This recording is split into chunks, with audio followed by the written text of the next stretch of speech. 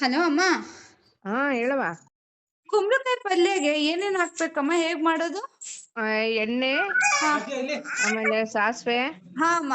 ಕರ್ಬೇವಿನ ಸೊಪ್ಪು, ಹಸಿರು ಮೆಣಸಿನ್ಕಾಯಿ, ಹಾ. ಈರುಳ್ಳಿ ಹಾ. ಎಲ್ಲ ಚೆನ್ನಾಗಿ ಬೇಯಿಸ್ಕೊ. ಆಯ್ತಮ್ಮ.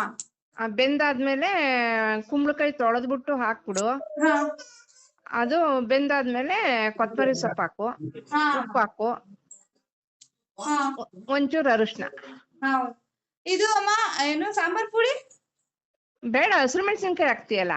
ಸಾಕಲ್ವಾ, ಇನ್ನೇನ್ ಬೇಡ ಅಲ್ವಾ? ಬೇಡ. ಅಕಸ್ಮಾತ್ ಖಾರ ಸಾಕಾಗ್ನಿಲ್ಲ ಅಂದ್ರೆ ಒಂಚೂರು ಸಾಂಬಾರ್ ಪುಡಿ ಹಾಕು. ಸಾಂಬಾರ್ ಪುಡಿ ಹಾಕಿದ್ರೆ ಚೆನ್ನಾಗ್ ಬರಲ್ಲ. ಹಾ ಹಾ. ಬರೀ ಹಸಿರು ಮೆಣಸಿನ್ಕಾಯಿ ಹಾಕ್ಬಿಟ್ಟು ಮಾಡು, ಚೆನ್ನಾಗಿರುತ್ತೆ. ಹೌದಾ? ಅದೇ ಮಾಡ್ತಾ ಇದ್ದೆ ಅಮ್ಮ, ಅದಕ್ಕೆ ಒಂದ್ ಟೈಮ್ ಕೇಳೋಣ ಅಂತ ಕಾಲ್ ಮಾಡ್ದೆ. ಅಷ್ಟೇ.